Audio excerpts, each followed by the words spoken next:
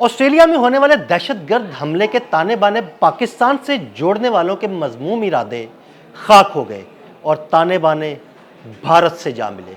जी हाँ, बिल्कुल, हमलावर भारतीय शहरी निकला और उसका बेटा, उसकी पैदाइश ऑस्ट्रेलिया में ही हुई। इन दोनों ने दहशतगर्दी की तरबियत के लिए कहाँ का सफ़र किया, इनके पास कहाँ का असलहा था, असलहा कहाँ से आया, ये सारे जवाबात आमिर रज़ा से जानते हैं। आमिर भाई, पाकिस्तान के साथ ताने बाने जोड़ने की कोशिश की गई भारत की जानिब से, वो उनके मज़मूम मकासद जो है ना वो तो खाक हो गए और ताने बाने भारत से जा मिले। इस सारे मामले के पीछे क्या है, कहाँ से उन्होंने तरबियत हासिल की, कहाँ का सफ़र किया, ये सारे मामला हमारे नाज़रीन को ज़रा बताइएगा। देखिए, इस वक्त दुनिया भर में दहशतगर्दी को फ़रोग़ देने वाले दो मुल्क हैं। एक भारत है, दूसरा इसराइल है, जहाँ से फंडिंग होती है उन लोगों को जो कि दुनिया में दहशत फैला रहे हैं। इसके ताने बाने आप तो दिल भाई कह रहे हैं भारत के साथ मिलते हैं, मैं ये समझता हूँ कि इसराइल के साथ भी मिलते हैं, क्योंकि सबसे पहले इसराइल के एक जेरूसलम न्यूज़पेपर ने ये ख़बर दी कि ये पाकिस्तानी है। यानी उसने बिना सोचे समझे, बिना तहकीक के, जैसे पहलगाम पर भारत ने एकदम से पाकिस्तान पर इल्ज़ाम लगाया था, बैन वैसे ही यहूदियों पर हमला होता है बोंडी साल के ऊपर जो ऑस्ट्रेलिया में वाक़या है, और उसमें जो लोग अपनी जान से जाते हैं उसका सीधा इल्ज़ाम जो है वो पाकिस्तान पर धर दिया जाता है। लेकिन कुदरत को कुछ और मंजूर था।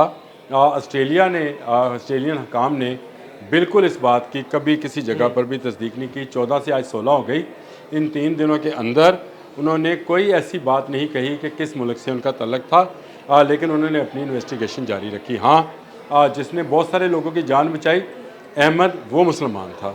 अच्छा, इसराइल जो है वो क्यों चाहता था? देखिए, गज़ा के मामले में इस वक्त अगर मैं कल एक इजराइली की बात सुन रहा था, उसने कहा इस वक्त दुनिया के 90% नौजवान इसराइल से नफ़रत करते हैं। बिल्कुल। और उसका ये कहना था कि हम इसराइलियों को, यानी वो इसराइल से तल्लुक़ रखता था, वो कहता था हम इसराइलियों को ही क्यों इल्ज़ाम धरा जाता है। वो खुद नौजवान था, तो ये बात एक व्लॉग के अंदर कहता हुआ पाया गया कि हमें नफ़रत का निशाना क्यों बनाया जाता है, क्योंकि हमने गज़ा में जो है जुल्म ढाए हैं। अब एक तरफ गज़ा का जुल्म था जो इसराइल के लिए नफ़रत का बायस बन रहा था पूरी दुनिया में, उसको ख़त्म करने के लिए उन्होंने क्या किया कि एक इस तरह का वाक़या भारत के साथ मिलकर किया।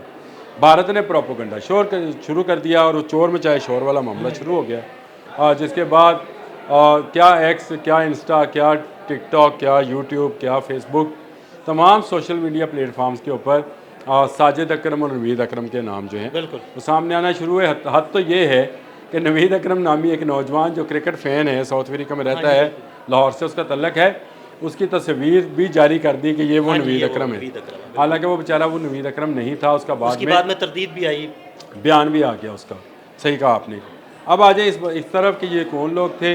देखें, ये जो साजिद अकरम है, जो कि बाप था, 50 साल इसकी एज है, ऑस्ट्रेलिया जाता है और ऑस्ट्रेलिया में एक ख़तून से शादी कर लेता है। उसके वतन से एक बेटा पैदा होता है जिसका नाम नवीद अकरम रखा जाता है। लेकिन ये था भारतीय, भारत के झंडे पर ही काम करता रहा। ऐसे 11 साल पहले ये एक गन क्लब के अंदर जो है मेंबरशिप हासिल करता है और इसी की बुनियाद पर 6 बंदूकों के लाइसेंस हासिल करता है। ऑस्ट्रेलिया के कानून के मुताबिक वहाँ एक शख्स के नाम पर 6 बंदूकें हो सकती हैं। यानी उसने पूरी प्लानिंग की।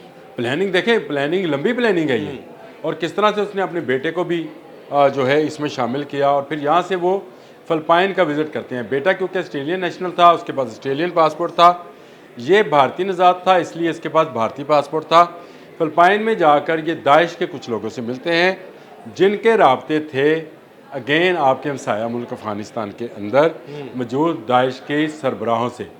वहाँ पर इनको बाकायदा तैयार किया जाता है और इनको कहा जाता है कि ये जाकर जो है इस फ़लाँ वक्त में, फ़लाँ दिन में हमला करेंगे और फिर ये दाइश का नाम जो है एक दफ़ा सामने आएगा। इस सारे केस के पीछे मैं हमेशा ये कहता हूँ कि ये जितने दहशतगर्द गिरोह हैं इनके पीछे इसराइल है। चाहे TTP है, तहरीक तालिबान, पाकिस्तान के पास भी इसराइली नेटवर्क पकड़ा गया। अगर आपको याद है तो हमने किया था कि बलूचिस्तान में एक डॉक्टर था जिसके पास वो तमाम आलात मिले थे जिनमें वायरलेस हैंडसेट भी थे जो कि इसराइल के प्रोग्राम के साथ लिंक थे, और उनको इस तरह की फाइबर ऑप्टिक्स भी मिली थी जो डायरेक्टली इसराइल के साथ मुंसलिक थी।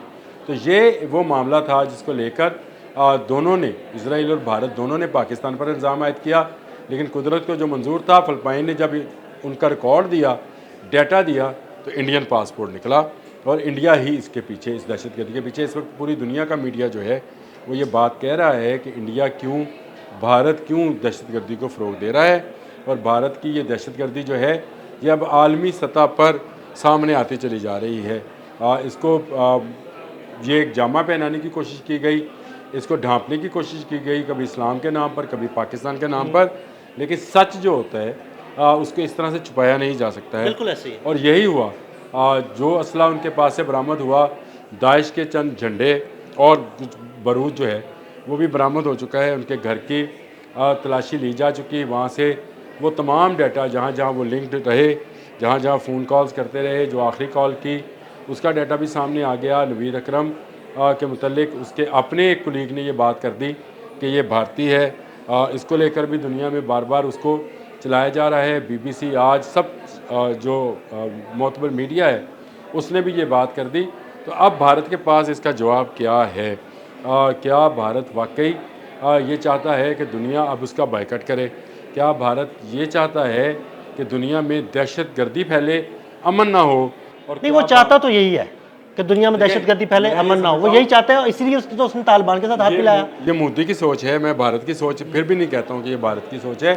ये मोदियाना सोच है, ये हिंदुत्वा सोच है जो कि जबर के पहाड़ तोड़ रही है। खुद देखिए, जबर हिंदुत्व सोच में भी है और तालिबान में भी है, दोनों में है, और इसलिए दोनों भाई भी हैं। बिल्कुल।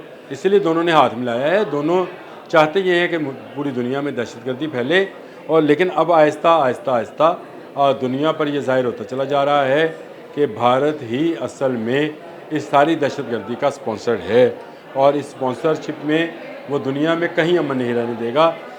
ये जो ऑस्ट्रेलिया में वाक़या पेश आया साहिल के ऊपर, इसमें भारतीय साजिद अकरम शामिल था, उसका बेटा नवीद अकरम शामिल था। अब ये बात रोज़े रोशन की तरह यहाँ हो गई कि ना वो पाकिस्तानी थे, इसको सिर्फ प्रोपोगेट किया गया, बिल्कुल पहलगाम केस की तरह। जैसे पहलगाम में हमला होने के फौरी बाद ये कह दिया गया कि ये पाकिस्तान से आए थे, ये पाकिस्तान से आए थे। आज के दिन तक 8 माह हो चुके हैं इसको, आज के दिन तक ये साबित नहीं हो सका कि वो पाकिस्तान से आए थे। वो इनके अंदर ही वो लोग मौजूद हैं, या भारत के अंदर से जो ख़ुद उनके अपना तरीक़ाकार है कि ख़ुद हमला करो, लोगों को मारो और दूसरों पर इल्ज़ाम धर दो। बिल्कुल ऐसे ही। यही कुछ उन्होंने किया, जिसके बाद जंग मई शुरू हुई और जंग मई में इनको शिकस्त खाना पड़ी। अब भी मेरा ख्याल है कि ऑस्ट्रेलिया समेत बहुत सारे ममालिक की आंखें खुलेंगी। जिस तरह से अमेरिका से बहुत सारे भारतीय वापस गए हैं, ऑस्ट्रेलिया से भी बहुत सारे भारतीय जो हैं इनको निकाला जाएगा, और इनको दहशतगर्दी के इल्ज़ामात और मुजरमाना फ़ेल के इल्ज़ामात के तहत निकाला जाएगा, क्योंकि साजिद अकरम और नवीद अकरम भारतीय नज़ाद ऑस्ट्रेलियंस थे। बिल्कुल, बहुत शुक्रिया आमिर रज़ा जी। बिल्कुल, आमिर रज़ा ने इस मामले पर बड़ी तफसील के साथ रोशनी डाली। अदील अहमद और आमिर रज़ा को इजाज़त दीजिएगा। अल्लाह हाफ़िज़।